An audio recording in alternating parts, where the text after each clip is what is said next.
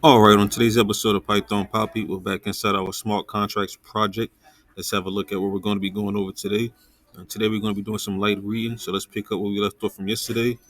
Now what we're going to do is use the interface that we just copied and pasted to interact with the chain link price feeds and call the latest answer function. Now inside our get price function, we can say, or we can use the aggregator v3 interface function, which will be wrapped around the address of the ETH USD price feed. Then we will add this variable to a state or store called price feed. This is how we would implement it into our contract. So we would have price feed here.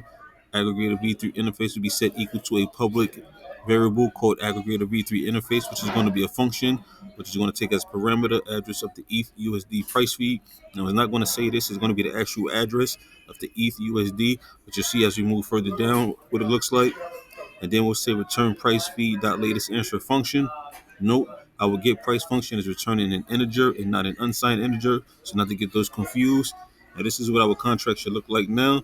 You can see we have our interface, we have our minimum USD variable there. Let's move down a little bit more. We have our constructor in it, which is going to be setting our minimum USD to 5. We have our payable function. We have our withdraw function that we still haven't done anything with. It's still set to pass. And then we have our price feed function here, which is going to return an integer of 256. As you can see, it's not a uint, it's a regular integer, 256. Then we have our price feed. Then we have our aggregator v3 interface, which is going to be set equal to an aggregator v3 interface function, which is going to take the address of the ETH USD. You can see it here. So this is the actual address that we're going to be using to plug into our Remix IDE to get the price of ETH. And then we're going to return the price feed dot latest answer function. Now we will deploy just to see the price of ETH and USD.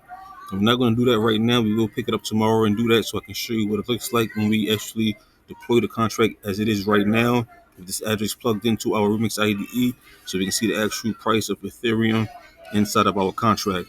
But of course, I will keep you posted every step of the way as we move forward. And for now, this is the Python Papi. You guys stay Gucci.